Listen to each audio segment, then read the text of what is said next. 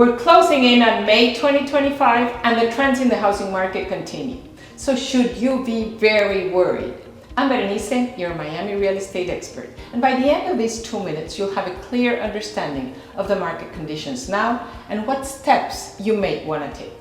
First, let's talk numbers. The number of closed sales now is as low as it was back in May of 2020, when the pandemic first hit. And of course, the market then froze. So today we're seeing a slowdown for different reasons: rising prices, higher interest rates, and increasing carrying costs. And on top of that, uncertainty in the market is adding to the hesitation, much like it did back in those early months of 2020.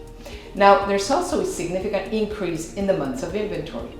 Inventory increases when there's more properties on the market or when the sales stagnate. And right now, it's mostly because sales have stalled. Just for context, single-family homes are sitting at a 9-month level, while condos have hit a 22-month high. Now, both segments are firmly a buyer's market, but the condo market is especially saturated. And this means that there's more homes on the market and less buyers actively looking to purchase.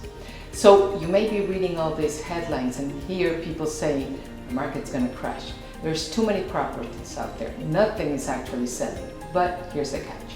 You see, more than half of the properties that sold in the past 3 months went under contract within the first 2 to 3 weeks of being listed. Most of them closed within 50 days of having been listed. And this tells us that while overall sales have stagnated, properties that are well presented, marketed, and well priced are selling still very healthily. So what does this mean for you? If you're a buyer, don't assume that the market is so flooded that you can take all the time you want. There's some great opportunities out there, properties that are priced right. Be prepared to act fast when something meets your needs and is priced correctly. So have your numbers ready so that you can recognize these opportunities and then take action so that you can determine where your offer needs to be. And for sellers, this market requires a much more strategic approach. Focus on presentation, marketing, pricing. These 3 things are critical to putting you and your property in a winning position.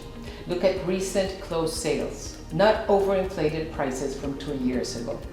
Equity is still high on average, so it's a good time to capitalize on that as long as your home is positioned correctly in the market. So the bottom line is, whether you're buying or selling, the key is information and a clear strategy. And as always, I'm here to answer any questions and help you analyze your conditions to help you navigate this market with confidence.